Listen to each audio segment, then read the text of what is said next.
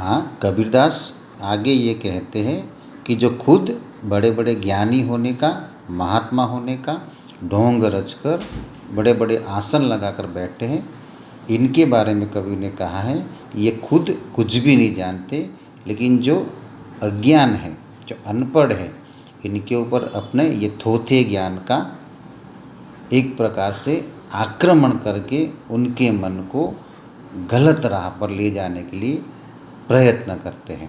पीपर पाथर पूजन लागे, जैसे कवि अगर आगे कहते हैं कि पीपल और पत्थर उसकी पूजा करते हैं, तीर्थ जाते हैं, व्रत करते हैं, ये सब भूल आना है। मतलब वास्तव में तो ये होना चाहिए कि इन सब की पूजा करने के बाद हमें ईश्वर है, ये सब एक है, धर्म चाहे कोई भी हो, हम सब ईश्वर की संतान हैं और हम सभी को उन्हीं के कहे हुए राह पर चलना है। लेकिन सब लोग पत्थर और पीपल की पूजा करते हैं, तीर्थ और व्रत करते हैं, वो उसे भूल जाते हैं। माला पहनते हैं, टोपी पहनते हैं, छापा और तिलक करते हैं।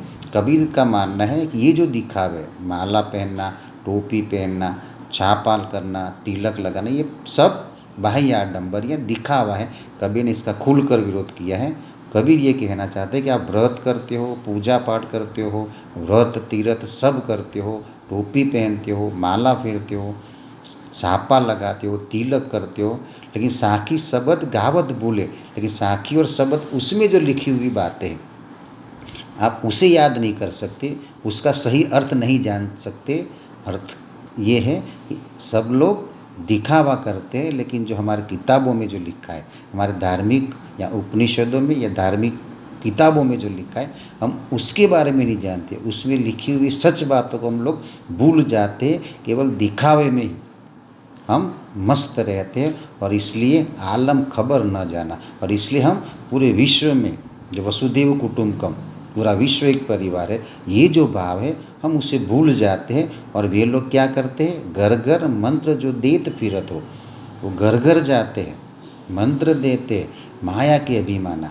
वास्तव में वो खुद कुछ भी नहीं जानते, लेकिन उन अज्ञानी लोगों के पास, उन गरीब लोगों के पास जाकर, अनपढ़ लोगों के पास जाकर खुद बहुत बड़े ज्ञानी होने का ढोंग करके उनको घर घर जाकर मंत्र देते हैं और माया का अभिमान दिखाते हैं। गुरुवा सहित शिष्य सब डूबे। कबीर ये कहते, देखो गुरु परंपरा को कबीर मानते थे, लेकिन ऐसे गुरु जो खुद बन बैठे। कबीर ये कहते हैं कि ऐसे गुरुआ का मतलब गुरु, ऐसे गुरु जो स्वयं नहीं जानते, लेकिन अपने शिष्यों को, अपने दास को जो गलत सिखाता है, ऐसे गुरु तो स्वयं तो डूबते ही, लेकिन अपने शिष्यों के भी साथ में लेकर डूबते हैं और अंत काल पछताना। इसलिए जो ऐसे गुरु है उनका भी नाश होता है, और ऐसे गुरु के पास जाने वाले जो शिष्य होते वो खुद भी डूबते हैं, खुद भी उनका नाश होता है। और अंत काल में ऐसे अज्ञानी जो गुरु लक्षण न होने के बावजूद इनको गुरु मानते हैं, ऐसे लोगों को अंत में पछताना ही पड़ता है।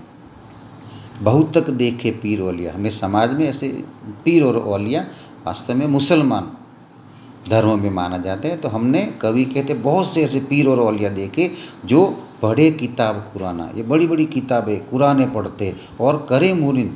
जो हमारे यहाँ पर समाज के कुछ ऐसे दिखावा करने वाले या खुद को ज्ञानी बताने वाले, जो बड़ी बड़ी किताबें उसमें बड़े बड़े बातें जो लिखी होगी, उसे ज़ोरों शोरों से बड़ा बड़े पंडाल लगाकर सबको ज्ञान बांटने का काम करते, लेकिन वास्तव में उस ज्ञान को बांटने का सीधा मतलब ये होता है खुद उसका आचरण करे और फिर दूसरे जो सुनते हैं उनको उन कार्यों को करने के लिए प्रेरित करे। लेकिन असल में ऐसा होता नहीं है।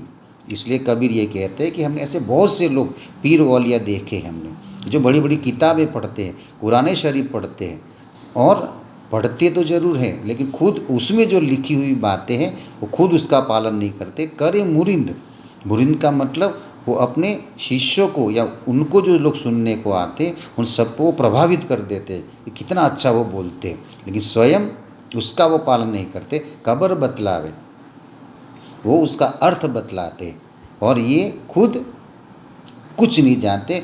खुदा न जाना इसका मतलब होता है खुद दूसरों को वो प्रभावित करते, अपने शिष्य लोगों को प्रभावित करते, लेकिन वास्तव में वो खुद कुछ भी नहीं जानते कि ईश्वर दरअसल कौन है और कैसे है।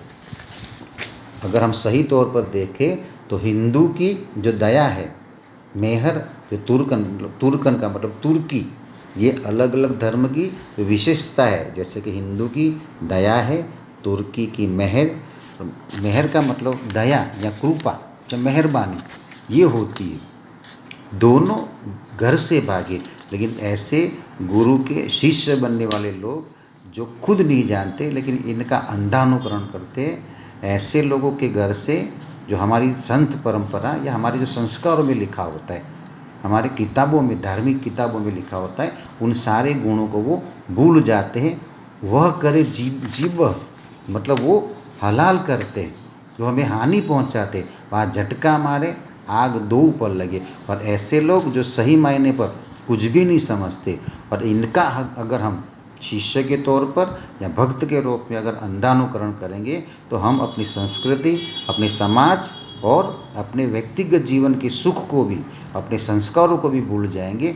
इसलिए हम ऐसे किसी गलत गुरु के प्रभाव में न आए। या विधि हसन चलत है सबको, अगर हम ऐसा करेंगे तो फिर दुनिया हम पर हंसेगी। आप कहावे सयाना, ये खुद तो कुछ भी नहीं जानते और वो अपने आप पर दुनिया हंसेगी, हमें ऐसा बता कर जाएगी, या विधि हसन चलत। इस प्रकार से वो हंसते हंसते वो चलते और हमको हंसाते हैं, हमको खुश करने का प्रयत्न करते हैं, बड़ी बड़ी बातें करते, और ऐसी प्रभावपूर्ण भाषा में बातें करके वो खुद में हंसाते हैं, हमें प्रसन्न करते हैं, हमें प्रभावित करते हैं। और ऐसे गुरु स्वयं को सयाना बताते हैं। सयाना का मतलब बहुत ही बुद्धिजीवी है, बहुत ही चतुर है, ऐसा वो बताते हैं। लेकिन वास्तव में ऐसा नहीं होता, कि ये स्वयं प्रशंसा करके या झूठी चापलूसी करके ये गुरु स्वयं का लाभ पूरा करता है, लेकिन समाज को और शिष्यगण को उससे बहुत हानि होती है।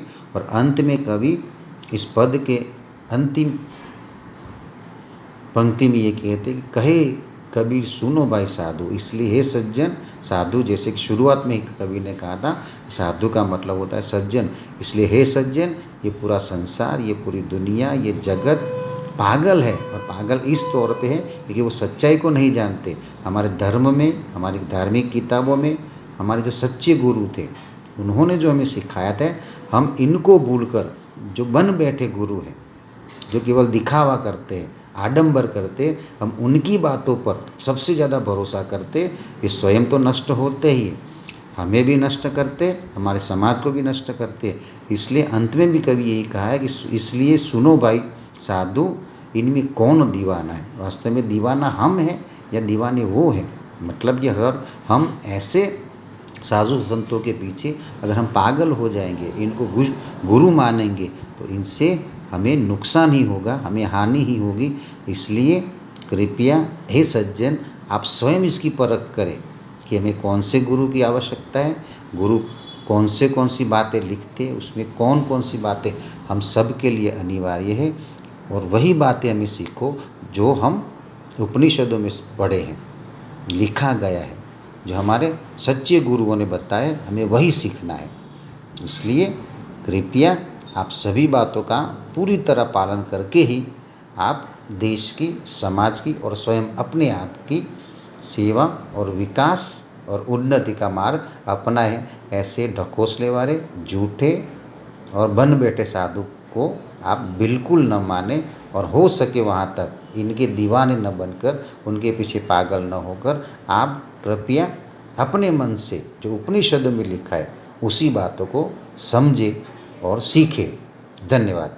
अब इनका जो स्वाध्याय है, इसमें जो विकल्प लिखे हैं वो तीनों के तीनों आपको लिखने हैं, और एक वाक्य में है, उसमें आपको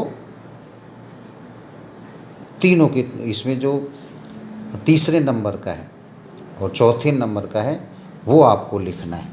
उसके बाद आता है